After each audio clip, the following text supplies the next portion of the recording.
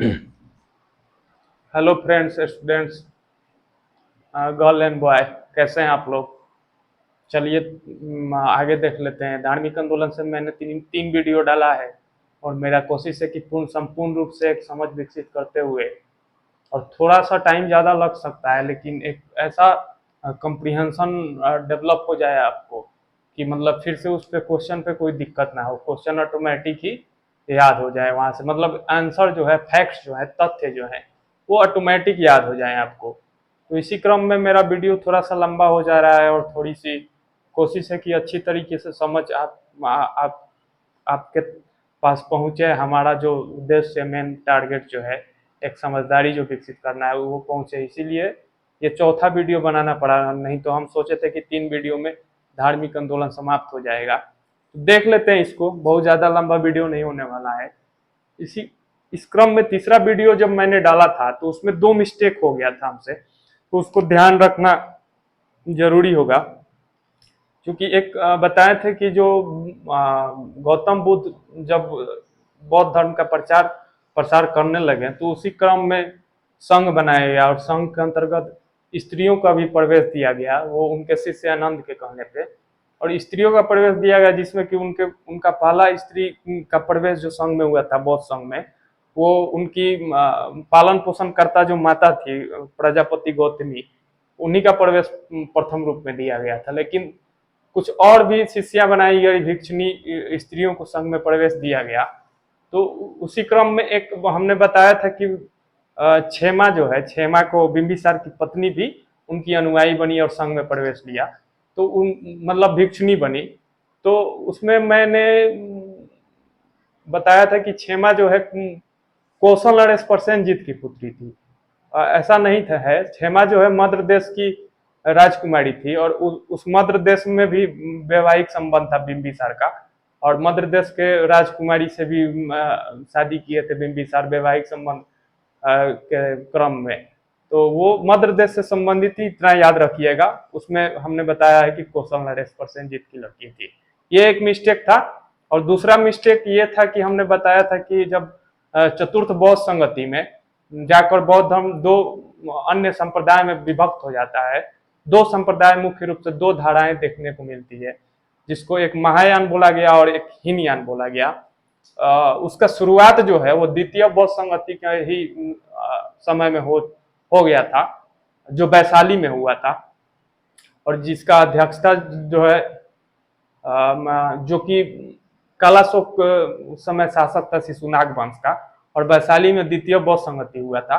तो उसी के समय में दो गुटों में बौद्ध धर्म बट गए थे, एक महासांगिक और एक स्थविर बोला जाते थे। तो महासांगिक जो होते थे वो परिवर्तनवादी थे, और स्थविर जो थे वो चाहते थे कि वो मतलब बौद्ध धर्म का जो दर्शन है वो एकदम मूल रूप में अपना बना रहे, उसमें कोई परिवर्तन ना किया जाए। और महासांगिक परिवर्तनवादी थे। वही बाद में जाकर चतुर्थ बौद्ध संगति में महासांगिक जो है वो महायान कहलाए और हीनयान स्थिरवादी कहलाए। तो इसमें मिस्टेक हो गया था कि हमने बताया कि स्थिरवादी जो है ये परिवर्तन चाहते थे, और महायान शाखा के जो महासांगिक थे वो मतलब ये होते थे। तो ये मिस्टेक था मेरा पिछला वीडियो में। इसको देख लेते हैं जो बचा है। बौद्ध धर्म से जो बचा था, हमने बताया था कि महायान और हीनयान को लेकर जो दो संप्रदायों में विभक्त हो गया था चतुर्थ बौद्ध संगति में, उसका क्या कारण रहा था, हमें मुख्य रूप से क्या क्या बातें रही थी, ये देख लेते हैं। यहाँ दिख रहा होगा चतुर्थ बौद्ध संगति में बौद्ध धर्म इसमें दो संप्रदायों में विभक्त हो गया था, जो कनिष्क के समय में कुंडलवन कश्मीर में हुआ था, और जिसका अश्वघोष और वसुमित्र दो जैन धर्म के मतलब अनुयायी या विद्वान ने उसकी अध्यक्षता की थी। उसी काल में दो भागों में विभक्त हो गया, और जिसका शुरुआत द्वितीय बौद्ध संगति में हुआ था। पहला महायान को देख लेते हैं, जो कि महासांगिक के अंतर्गत जो शुरू द्वितीय बौद्ध संगति से आ रहे थे, जिनका मत था, उनका कहना था कि भाई बौद्ध धर्म में जो है धर्म के साथ जो है परिवर्तन होना चाहिए, मतलब कुछ कठोरता में कमी लाना चाहिए, कुछ चीजों को बदलाव करना चाहिए, समय के अनुसार जो बदलाव आ रहे हैं सामाजिक तौर पे, उसी के अनुसार मतलब कुछ परिवर्तन करते हुए बौद्ध धर्म का प्रचार करना चाहिए। बहुत सारे उसमें परिवर्तन बताए गए थे, ये आपको नहीं जानना है। और जो हीनयान थे, जो स्थिरवादी थे, दूसरे नंबर का जो हीनयान कहलाए, और स्थिरवादी भी बोला जाता है इनको, इनका बोलना था कि नहीं, जो गौतम बुद्ध ने जो उपदेश दिया है वही सर्वमान्य है, उसको मूल रूप में उनके आदर्श को बनाए रखना चाहते थे, स्थिरवादी बोलते थे। ये एक मुख्य रूप से कारण रहा था महायान और हीनयान में बंटने का बौद्ध धर्म का। बुद्ध को देवता माना गया इसमें। महायान शाखा में दूसरे नंबर पे देख लेते हैं कि बुद्ध को देवता माना गया, मतलब एक भगवान के रूप में, जैसे कि गौतम बुद्ध को माना गया इसमें और पूजा गया उनको इस तरह से। लेकिन इसमें बोला गया हीनयान में कि बुद्ध कोई ईश्वर नहीं है, ये देवता नहीं है, वो एक महापुरुष थे, और जो कि मतलब एक धर्म को प्रचारित किए या धर्म स्थापित किए, हीनयान के लोग बोलते थे। और दूसरे में, तीसरा में एक देख लेते हैं कि महायान के लोग जो है मूर्ति पूजक के समर्थक थे, मूर्ति का पूजा करते थे, मूर्ति के रूप में जो मूर्ति पूजक समझ सकते हैं, मूर्ति पूजक थे, और ये मूर्ति पूजक नहीं थे हीनयान। 4 तीर्थ इसमें बताए गए थे मुख्य रूप से महायान शाखा में। इसमें बताया गया कि लुम्बिनी जो जन्म स्थल था, ये एक तीर्थ स्थल होगा किसी भी बौद्ध भिक्षुक के लिए, और एक बोध गया जहाँ पे ज्ञान प्राप्ति हुआ था, ये भी एक उनका ये था, तीर्थ स्थल था। और सारनाथ एक तीर्थ स्थल के रूप में बताया गया महायान शाखा के अंदर, जहाँ पे प्रथम बुद्ध ने उपदेश दिया था। और कुशीनगर जहाँ पे मतलब उनकी निर्वाण, महापरिनिर्वाण की प्राप्ति हुई थी, मृत्यु को प्राप्त हुए थे 80 वर्ष की अवस्था में। ये 4 स्थल बताए गए महायान शाखा के अंतर्गत कि ये तीर्थ करना जरूरी होगा, लेकिन इसमें तीर्थ का कोई उल्लेख नहीं मिलता है। यही मुख्य रूप से 3-4 कारण रहे थे जिसके वजह से चौथी बौद्ध संगति में, कनिष्क के समय में, बौद्ध धर्म 2 भागों में विभक्त हो गया था। पहला महायान या महासांगिक कहा गया, दूसरा हीनयान, इनको स्थिरवादी कहा गया। ठीक है। और ये बाद में चल के महायान शाखा जो थे, महायान शाखा जो कि परिवर्तन के पक्ष में नहीं थे, परिवर्तन के पक्ष में नहीं थे। एक मिनट, एक मिनट, एक मिनट।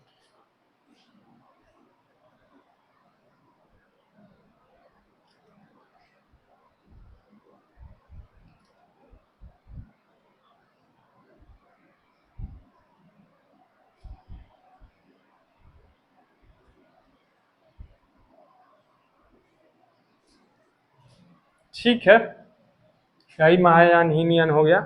ये महायान जो है, महायान, ये बाद में आगे चलकर कुछ और 2 भागों में विभक्त हो गया, विभिन्न तरह के मत और विभिन्न तरह के अवधारणा और दर्शन देने की वजह से 2 संप्रदायों में विभक्त हो गया।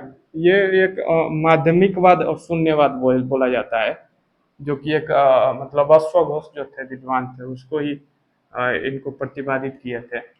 और एक जो हीनयान था वो वैभाषिक और स्वतांत्रिक में परिवर्तन हो गया। इसी तरह से विभिन्न तरह के संप्रदाय में विभक्त हो गए बौद्ध धर्म के जो भी दर्शन था, और अलग अलग मत कुछ कुछ विभिन्नता सामने लेकर आए, जिसके वजह से बौद्ध धर्म का प्रचार प्रसार कहीं ना कहीं कमजोर पड़ गया।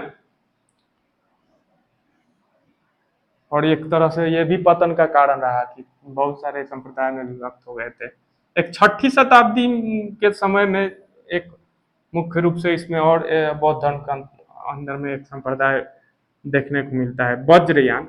वज्रयान पूछेगा कि संप्रदाय किससे संबंधित है, तो ये भी बौद्ध धर्म से ही संबंधित है।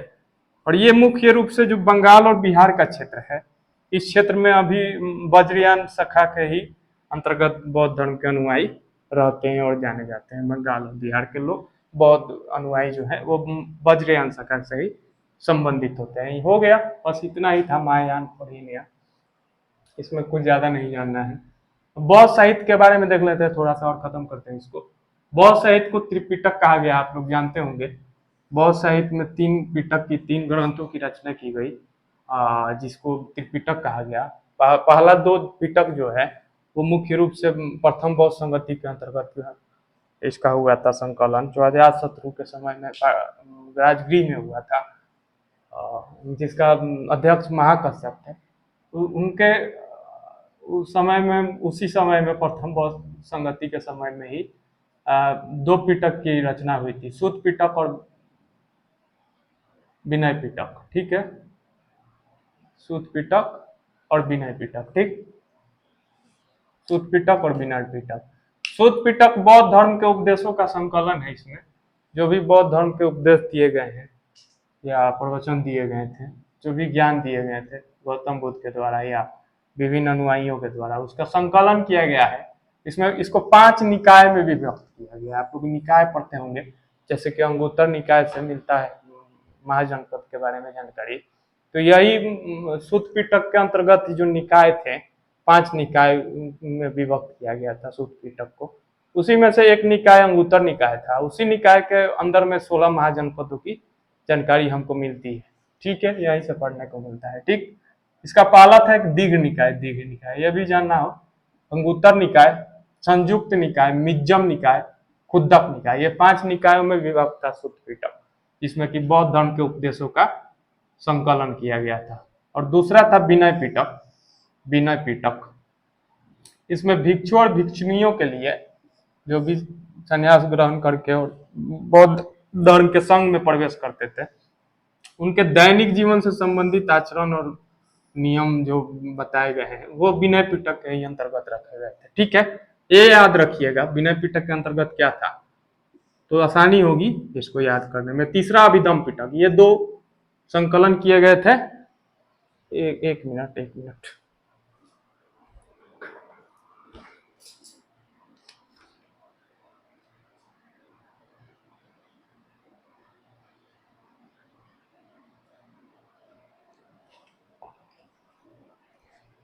ठीक है, इसमें 2 जो क्या बता रहे हैं, इसमें 2 जो संकलन किया गया था, यह सूत पिटक और विनय पिटक, जिसमें कि पहला में बौद्ध धर्म के उपदेशों का संकलन किया गया था और 5 निकायों में विभाजित किया गया था। दूसरा विनय पिटक, जिसमें भिक्षु और भिक्षुणियों और सन्यासियों के लिए जो संघ में रहते थे, उनके दैनिक जीवन संबंधी नियम विनियम या आचरण के बारे में बताया गया था। ये दोनों जो पिटक हैं, ये प्रथम बौद्ध संगति के अंतर्गत, प्रथम बौद्ध संगति में ही, जो कि 484 ईस्वी में हुआ था, जो कि उसी समय में इसका संकलन किया गया था। ये याद रखिएगा कि किस संगति में इसका मतलब संकलन किया गया था। तीसरा जो है अभिधम पिटक। अभिधम पिटक ये तीसरे में किया गया था। तीसरा जो पिटक है अभिधम पिटक, इसका संकलन तीसरा बौद्ध संगति में ही किया गया था। तीसरा बौद्ध संगति में लिख देते हैं, तीसरा बौद्ध संगति।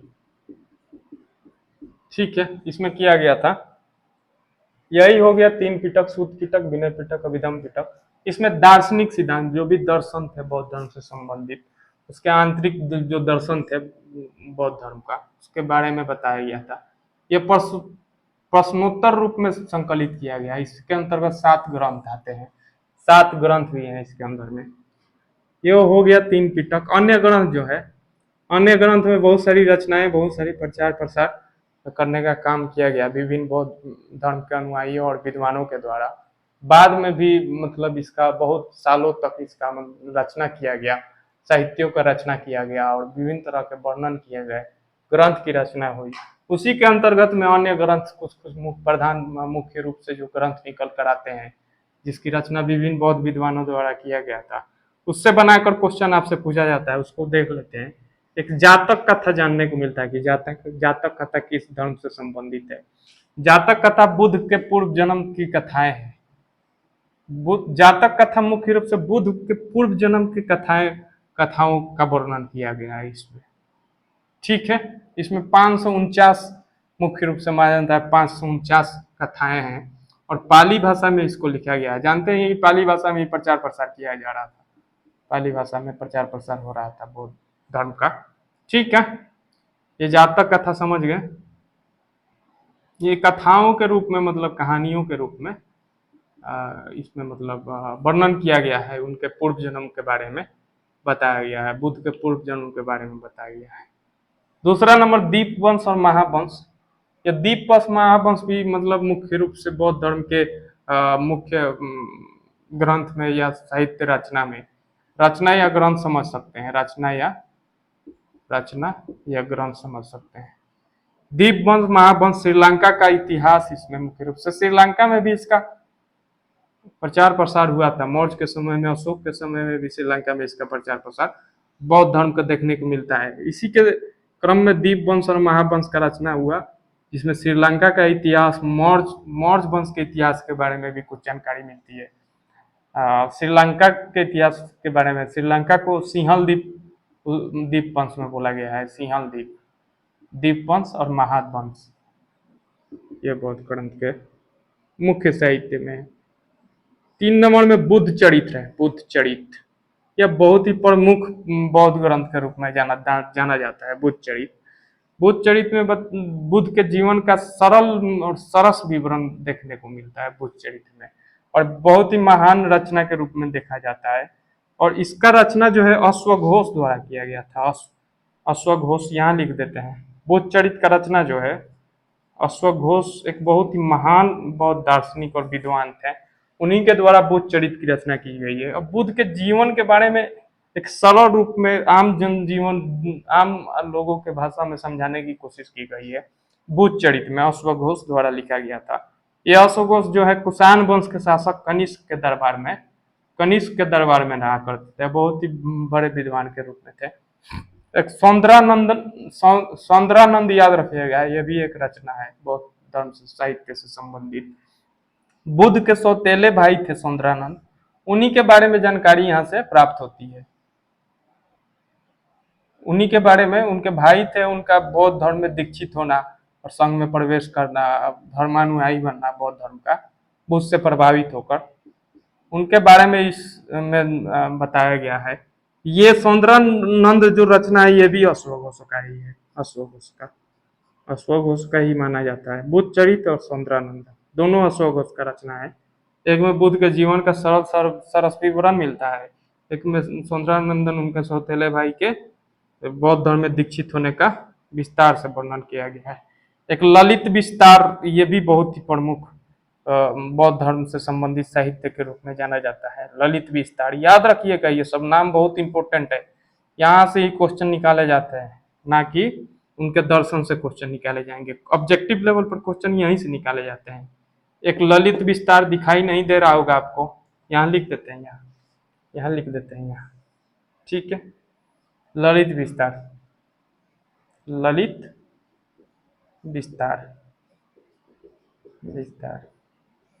ये इसमें मुख्य रूप से ये संस्कृत में बहुत ही महत्वपूर्ण रचना के रूप में जाना जाता है। संस्कृत में बहुत ही महत्वपूर्ण रचना माना जाता है। इसमें एक माना जाता है कि एक बौद्ध संबंधित, बुद्ध के जीवन से संबंधित एक इंग्लिश में बुक लिखा गया है। इंग्लिश में वो लिखा गया है एडविन अर्नॉल्ड के द्वारा, एक लेखक है वो, द लाइट ऑफ एशिया, आप लोग पढ़ते होंगे, the light of Asia, the light of Asia दिखाई दे रहा होगा ना। ये एडविन अर्नॉल्ड लेखक थे, विदेशी लेखक थे, उन्हीं ने लिखा है बुद्ध के जीवन पे। कि मुख्य रूप से माना जाता है कि ललित विस्तार जो संस्कृत में रचना है, संस्कृत में बौद्ध धर्म से संबंधित रचना है, बौद्ध धर्म के बारे में जो जानकारी मिलता है ललित विस्तार में, उसी से प्रभावित, उसी को पढ़ के ये एडविन अर्नॉल्ड द्वारा द लाइट ऑफ एशिया लिखा गया था। ये याद रखिएगा, ठीक है। प्रसिद्ध बौद्ध विद्वान के बारे में कुछ देख लेते हैं, जो भी दार्शनिक या बौद्ध विद्वान जो रहे, जो बौद्ध धर्म के प्रचार प्रसार करने में बहुत ही महत्वपूर्ण भूमिका निभाए थे, उनके बारे में भी क्वेश्चन बनाकर पूछा जाता है आपसे। 1 नंबर में तो अश्वघोष के बारे में थोड़ा सा हम बता दिए थे आपको, अश्वघोष के बारे में आपको बता दिए थे। ये सब दिख रहा है ना आपको, अश्वघोष के बारे में हम लोग चर्चा कर चुके थे थोड़ा बहुत। ये कनिष्क जो कुषाण वंश के शासक, प्रसिद्ध शासक था, उसके दरबार में ही विद्वान के रूप में ये अश्वघोष रहते थे, जो कि एक बौद्ध विद्वान, दार्शनिक और चिंतक थे। इन्होंने बहुत सारे रचनाएं की बौद्ध धर्म से संबंधित, और पूरे भारतवर्ष में घूम घूम के, बोला जाता है इनको कि एक तरह से पूरे भारतवर्ष में घूम घूम के बीना बजाते हुए बौद्ध धर्म और बुद्ध से संबंधित गुणगान और यश ज्ञान किए थे और बौद्ध धर्म का प्रचार करने के लिए विभिन्न तरह के कार्य किए थे। ये बौद्ध विद्वान बहुत ही महत्वपूर्ण बौद्ध विद्वान थे। इन्होंने रचना किया था बहुत ही महत्वपूर्ण साहित्य का ग्रंथ का, इसको बुद्ध चरित बोला गया है। सौंदरानंदन की रचना किया है इन्होंने, और ये कनिष्क के दरबार में रहते थे। बुद्ध चरित लिखे हैं इन्होंने। एक नागार्जुन थे, ये सातवाहन आंध्र सातवाहन जो आप लोग बाद में पढ़ने को मिलेगा, आंध्र सातवाहन वंश। सातवाहन राजा के दरबार में गौत ये बोला जाता है कि सातवाहन राजा जो था उसके दरबार में रहते थे, और उसके दरबार में नागार्जुन जो रहते थे वो भी बौद्ध विद्वान थे। इन्होंने शून्यवाद या माध्यमिकवाद जो मतलब बाद में महायान शाखा में बट गया था, इसके ही प्रतिपादक के रूप में और विद्वान के रूप में संबंधित माना जाता है इनको, नागार्जुन को, और सतवाहन से ही संबंधित है ये। एक बुद्ध घोष है, ये पाली भाषा, जो पाली भाषा में प्रचार प्रसार किया जाता है, ये पाली भाषा से संबंधित बहुत ही बड़ा विद्वान थे बुद्ध घोष। और चौथा एक धर्म कीर्ति थे, धर्म कीर्ति भी थे, 7वीं शताब्दी में बौद्ध धर्म के दार्शनिक और प्रचारक थे, धर्म कीर्ति। एक अश्वघोष, दूसरे नागार्जुन, तीसरे बुद्ध घोष, एक धर्म कीर्ति, 4 हो गए। पतन का कारण कुछ देख लेते हैं। यही दर्शन रहा मुख्य रूप से बौद्ध का, और इससे ज्यादा तो क्वेश्चन नहीं पूछा जाता है, हमको नहीं लग रहा है। एक देख लेते हैं पतन का कारण। बौद्ध धर्म का जो पतन हुआ, इसमें बृहत मात्रा में प्रचार प्रसार हुआ, और इतने बड़े धर्म के रूप में जब प्रकट हुआ बौद्ध धर्म, इसका पतन धीरे धीरे उस रूप में, जिस रूप में इसका शुरुआत हुआ था, उस रूप में बाद में क्यों नहीं बना रहा है भारत में, और इसका प्रचार प्रसार उतना, इसके अनुयायी अभी आज के समय वर्तमान समय में क्यों नहीं देखे जाते हैं, और बौद्ध धर्म से संबंधित लोग बहुत कम देखे जाते हैं। इसका कारण क्या रहा कि अभी तक इसका पतन भारत में मुख्य रूप से माना जाता है कि हो चुका है भारत में, लेकिन विदेशों में तो है, लेकिन भारत में बहुत कम है इसका। जैन धर्म का माना जाता है कि भारत में ही ज्यादा प्रचार हुआ था, और भारत में अभी इसका जड़ें हैं, लेकिन इसका बौद्ध धर्म का पतन मुख्य रूप से माना जाता है कि भारत में बाद में हो चुका था। मुख्य रूप से इसका कारण माना जाता है कि संघ में विभिन्न तरह के विभेद हो गया, संघ बनाया गया था जो, उसमें विभिन्न तरह के विभेद और विभिन्न तरह के अपना अपना मत दिए, अपना अपना दर्शन देने लगे लोग, जिसके वजह से अनेक संप्रदायों में, विभिन्न संप्रदायों में बट गया, और उसके बाद से धीरे धीरे कमजोर पड़ने लगा इनका दर्शन। दूसरा नंबर में कर्मकांडों तथा विभिन्न तरह के धार्मिक कर्मकांड जिसकी मनाही थी बौद्ध धर्म में, ये भी आ गया, जिसके वजह से अपनाया गया। ये भी एक कारण रहा मुख्य रूप से। बिहारों में विलासिता और व्यभिचार करने लगे, ये सब जो कठोरता थी नियम में, वो थोड़ी कमी आ गई, जिसके वजह से संस्कृत भाषा का उपयोग होने लगा, जो कि पाली भाषा में शुरुआत में बौद्ध धर्म मुख्य रूप से माना जाता है। 5वें नंबर में तुर्क, बाद में तुर्कों का आक्रमण हुआ, जो कि बौद्ध धर्म से जितने भी स्थापत्य थे, मतलब जितने भी ये थे विहार ये बनाए गए थे, उनको ध्वस्त किया और बहुत सारे ये किए। तुर्कों का आक्रमण भी माना जाता है। 6 नंबर में समकालीन शासकों की प्रतिक्रिया अच्छी नहीं रही। शुरुआत में तो बहुत सारे शासकों ने इसको प्रशय दिया और विभिन्न तरह के बढ़ावा दिया बौद्ध धर्म को, लेकिन बाद में इसको शासकों ने प्रशय नहीं दिया, और अन्य धर्मों का उदय भी एक तरह से कारण रहा। वैदिक धर्म से संबंधित जो धर्म थी उनमें सुधार आ गया, ये भी एक तरह से कारण रहा। चलिए, यहाँ खत्म होता है धार्मिक आंदोलन। धार्मिक आंदोलन में और भी आता है, शैव धर्म आता है, वैष्णव धर्म आता है, लेकिन उसके बारे में क्वेश्चन बनाकर पूछा तो अभी तक नहीं जाता है। ऐसे बाद में हम एक वीडियो में उसको भी देख लेंगे, लेकिन यहाँ धार्मिक आंदोलन खत्म करके हम लोग मौर्य वंश के बारे में पढ़ेंगे और मौर्योत्तर काल के बारे में खत्म करेंगे, क्योंकि जल्दी से 30 वीडियो के अंतर्गत पूरा एक होलिस्टिक अप्रोच के साथ पूरा एंशिएंट हिस्ट्री को खत्म करने की कोशिश होगी। ठीक है, थैंक यू।